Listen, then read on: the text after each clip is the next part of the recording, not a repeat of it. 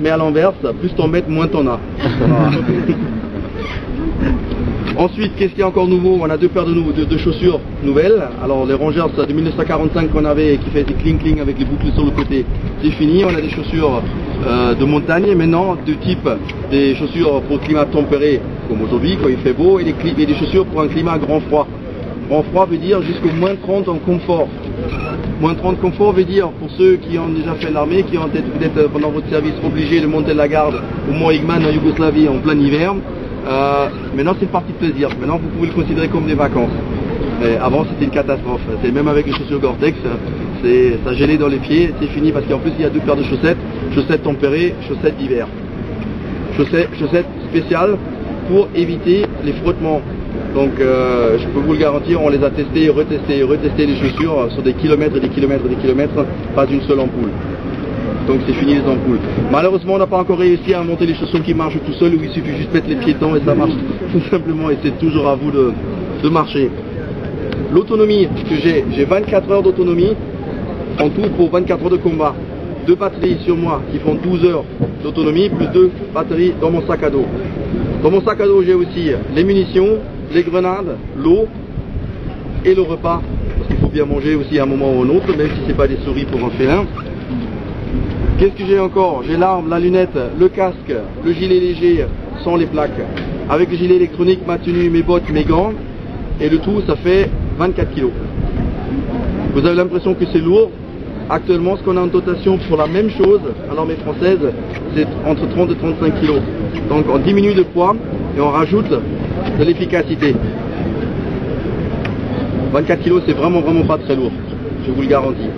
Parce que peu importe où vous économisez de poids, ben les munitions ils vont toujours peser autant, l'eau pesera toujours, ben on sait toujours qu'un litre d'eau c'est 1 kg.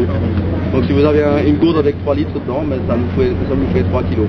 Pour la gourde, on a 3 gourdes différentes maintenant. Avant il y avait toujours le vieux bidon en aluminium que si vous avez oublié de fermer, d'ouvrir le bouchon après la sortie de terrain, que vous regardiez dedans, ben, il y a toute une forêt qui s'est installée à l'intérieur.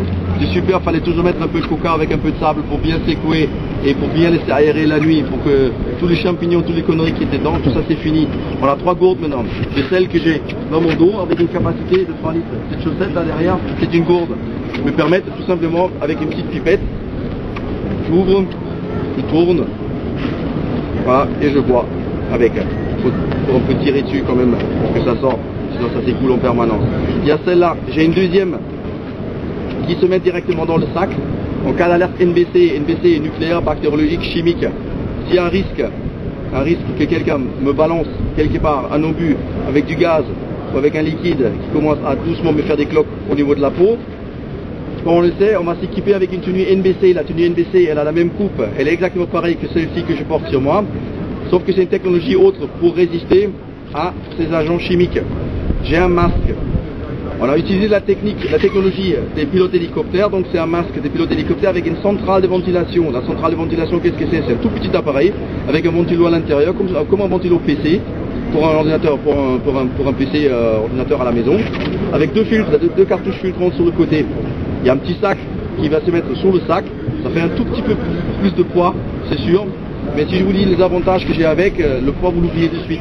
Il y a un gros tuyau comme une trompe d'éléphant qui vient devant sur mon masque avec un petit bouton où j'allume la centrale derrière. J'ai 24 heures d'autonomie avec les filtres et les batteries. Donc ça me permet largement de dégager de la zone quand ça pète quelque part. Parce que je vous dis, en ambiance NBC, personne continue le combat, même pas l'ennemi. Parce que tout le monde a juste un seul intérêt, parce que ça fait stresser tout le monde tellement que tout le monde a juste un seul intérêt, c'est partir. Partir là où c'est propre. Donc la centrale, elle me fait 3 choses. La première, c'est elle me donne plus d'air. Elle pompe 20 litres par minute d'air supplémentaire dans mon masque.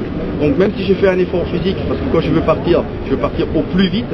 Donc je fais un effort, je transpire, je suffoque presque dans mon masque. Pour tous ceux qui ont déjà fait un service, que ce soit à la gendarmerie, chez les pompiers ou autres, quand vous avez déjà porté un masque, vous savez que vous faites 10 mètres déjà, le masque vous colle à la peau parce que vous pompez tellement l'air que ça devient insupportable. Donc vous avez 2 possibilités. Soit vous mourrez en suffoquant, soit vous enlevez le masque et vous mourrez avec le gaz. Donc maintenant on a l'air supplémentaire qui vous donne une facilité de respiration. Deuxième inconvénient qu'on avait toujours, c'est vous faites 2 mètres, vous transpirez un petit peu, vous avez tout de suite la buée. vous ne voyez plus rien, vous faites un peu le Stevie Wonder en avançant avec votre masque, vous ne voyez strictement plus rien.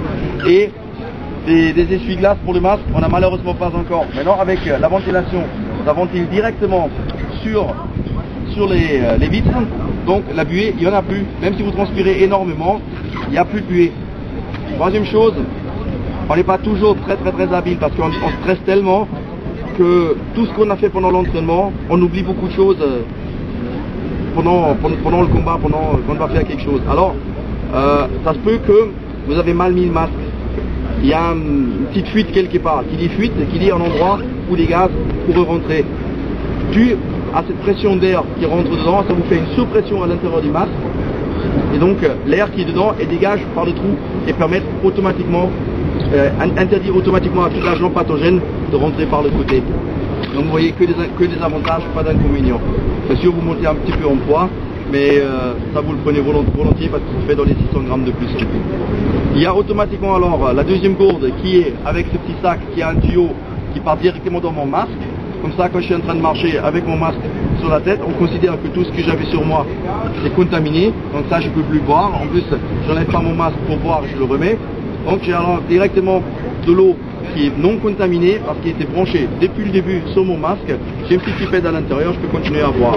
Je peux rajouter, si vous voulez aussi, un peu de Maggi derrière, un peu de Knorr dans votre verre. Dans ce cas-là, ça vous fait une soupe. Comme ça, vous mangez, vous buvez en même temps. Donc il y a ça. Qu'est-ce qu'on a encore de nouveau? Le casque balistique. Il résiste à un tir 5,56, c'est-à-dire une cartouche tirée avec ce type de fusil. Ça résiste à ça. On s'est rendu compte que dans beaucoup de cas, c'est pas l'impact ou le ricochet qui a causé le trauma crânien, c'est sous l'impact, le casque s'est déformé. C'est la déformation du casque qui a causé ce traumatisme. Donc qu'est-ce qu'on a fait? On a pris le casque, on l'a développé dans une certaine forme, d'une certaine manière, et il se déforme maximum de 2 cm. 2 cm, moi, mon casque, entre mon crâne et mon casque, se trouve 2 cm et demi d'espace. Il me laisse déjà une marge de 5 mm. En plus, on a mis à l'intérieur des petits pads partis un peu autour. Ça sert pas uniquement pour le confort, que le casque, il est bien sur ma tête et qu'il bouge pas trop. C'est surtout en amortissant. Ça amortit le choc. Donc, mon casque, il ne touchera jamais le crâne. Donc, plus